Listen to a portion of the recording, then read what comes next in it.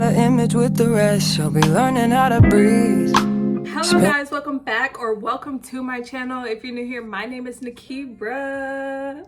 And in today's video, I'm going to be telling you guys about how I started my journey. And yeah, don't forget to comment, like, subscribe, and share, and let's get into the video.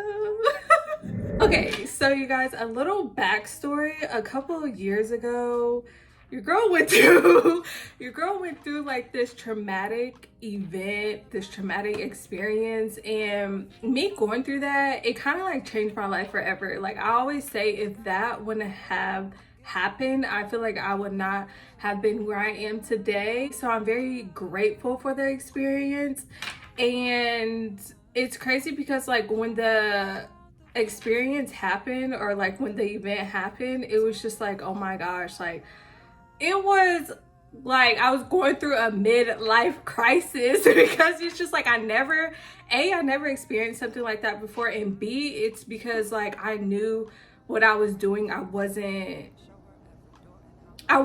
true to myself. I wasn't the person I knew. I just wasn't that person basically. And so when that happened, I was just like, oh my gosh, like this is not me. I never want to experience this again. So I felt like that was my opportunity to get to know who I am, dive deeper, heal, and, you know, go on this self-discovery journey. Mind you, way even before that event happened, I used to always question myself, like, who am I? If somebody asked me like, who are you? Like, what would I say? And I never could come up with the answer. So I felt like, you know, since that event happened, I was like, you know what, this is my opportunity to just jump on board and get those answers to the question that I've always been asking myself. So here are some tips that help me on my journey to help me find out who I am. Tip number one: after, you know, the traumatic event experience happened, I was just like, okay, I want to discover who I am, and I need to do that. I need to delete all social media, because I feel like sometimes social media can be a distraction from who we really are, because we're so focused on seeing other people's lives. We're so focused on seeing what other people have that sometimes we forget to be grateful for what we have, or forget about us. So that's what I did. I went on my phone and I deleted every single app: Instagram, TikTok, Snapchat, Twitter, even though I don't have a Twitter, but I just deleted everything. And I was just like, you know what, I'm just gonna fill my time up with other things, which leads me into my next point. So I started getting into self-help books. Some books that I read was You Are a Badass. I read The 4 Agreements. Milk and Honey. Ooh, y'all, let me tell you, when I was going through that reading era of doing self-help books, it also helped me discover like the type of books that I like. And that's what made me that's what made me fall in love with reading now. And I discovered that I love me some poetry. Like, low-key, your girl is a poet. Like, I can... Let me not say that. I'm not gonna say like I can spit something, but I have some poetry, you know, in the folder. But anyways, I discovered that I love poetry, and it was just like the best thing ever. So the next thing I did was also I made a list. So I was like, you know what? At the time, I was very like codependent, and it was just like I was just the type of person that if I wanted to do something, I wanted somebody else to do it with me. And if they didn't want to do it with me, it was just like, okay, I'm just not gonna do it at all. So I was just like, you know, I'm gonna stop doing that. Like, whatever I want to do, I'm going to do it. So I made a list, and I literally put every single thing that I wanted to do on a list. And I also told myself at the time, which is crazy now, that like whatever I think about doing, I'm just gonna take action. I'm just gonna do it. So some things that were on the list, I was starting to get into nature at the time. So I was just like, you know, I'm gonna visit nature parks. I'm gonna visit waterfalls. And that's where I discovered like I fell in love with this lake here. And every time I was going through something, I was just like, you know, I'm about to drive out to the lake. I'm about to go out there because it was my peace. Also on that list, I wanted to explore like little towns because I like little historic buildings and kind of history of how things became the way they are. So I started doing that too. And some of the things that I did was kind of crazy and off of impulse, but at the same time, I feel like it also helped me learn like to navigate my thoughts and like, okay, this is just impulsive. Do I really want to do this, or do I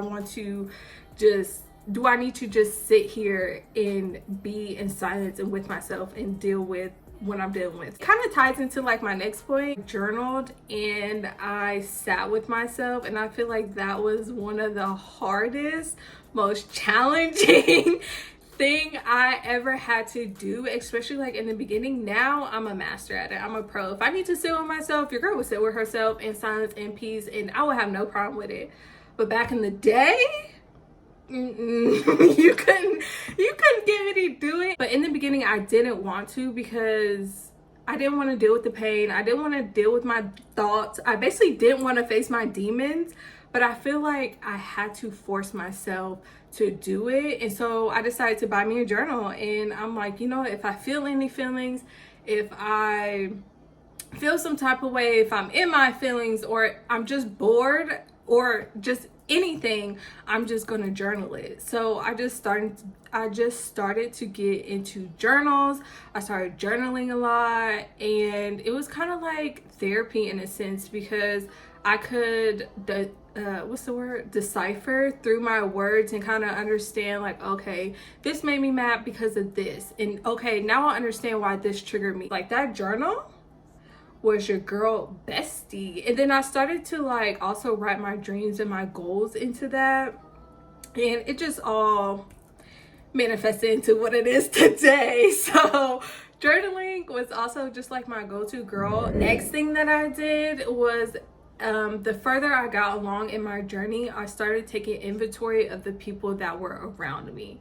So I basically looked at everybody that was around me, and I was just like, all right, is this aligning with where I want to go? Is this aligning with my path? Is this aligning with my vision? Is this just aligning with me in general? Like, I'm trying to become this better person within myself. So are the people around me trying to become better versions of themselves as well?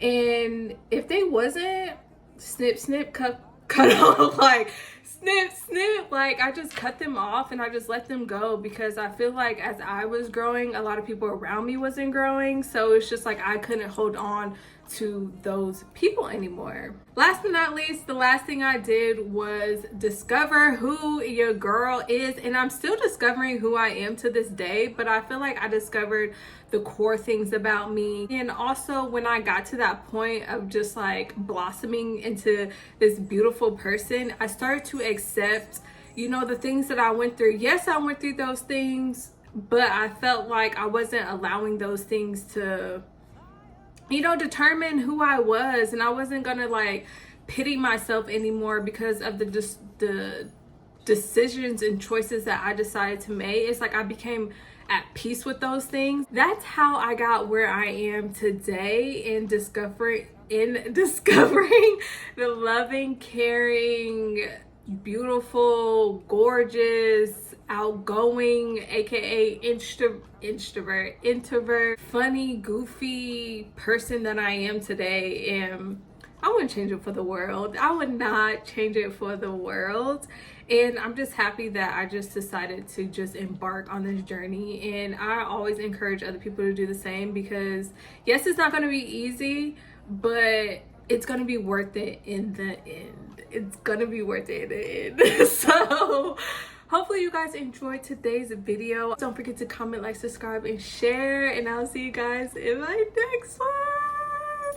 Dear God, won't you send me a break? 'Cause I need to get away.